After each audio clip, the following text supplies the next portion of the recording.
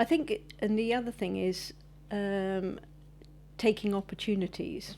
All the way along, I've had to take opportunities. For example, put yourself forward and be confident in your own abilities, and sort of, put your hand up. Put my hand up. That's right. I'm not saying I'm confident every time I put my hand up. I'm not necessarily. Is it a fake confidence sometimes? It will be. Yes. That's a skill in itself, right. though, isn't it? That's a skill in itself. Or, but not being too worried about being out of my comfort zone.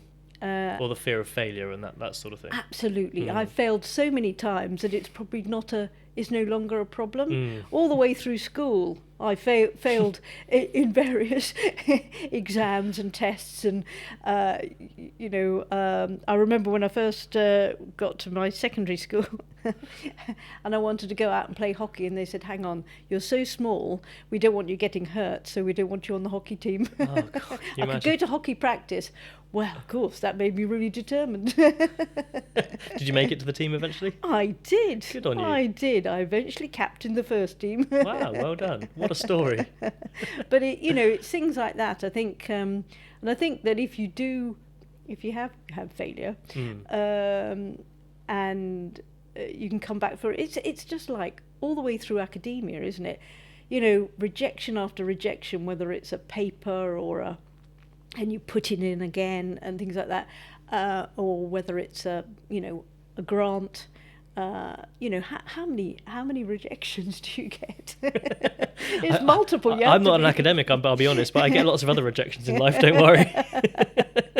We have to sort of think, oh well, I'll grow from that one. Yeah. It's still at the moment for me. It's still a little bit of a blow. I guess it is for everyone. It's always a blow, a little absolutely. bit to your ego and whatnot. But, but as you say, the more often you feel that feeling, the more you get used to it, and the more it just doesn't mean anything anymore. I often think that about a lot of things in life. The first time you do anything, that's 100%. It represents 100% of the experience of that particular thing. So it's a big deal. Yeah. The second time, it's 50%.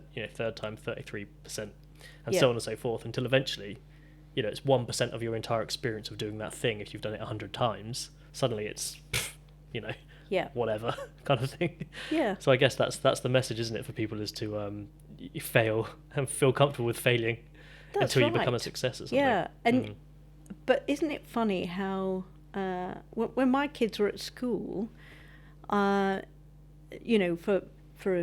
remember sports days were all about taking part, and I'm all for that.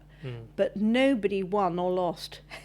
They used to have sports days where nobody won or lost. I think we have that. Yeah, my children have, or my eldest has a similar sort of ethos at the moment. Yeah, and so you're thinking, so we're not learning at an early age from failure and how to take it. And I'm saying to you that I think I failed so many times as I was going along my journey through school that I learned.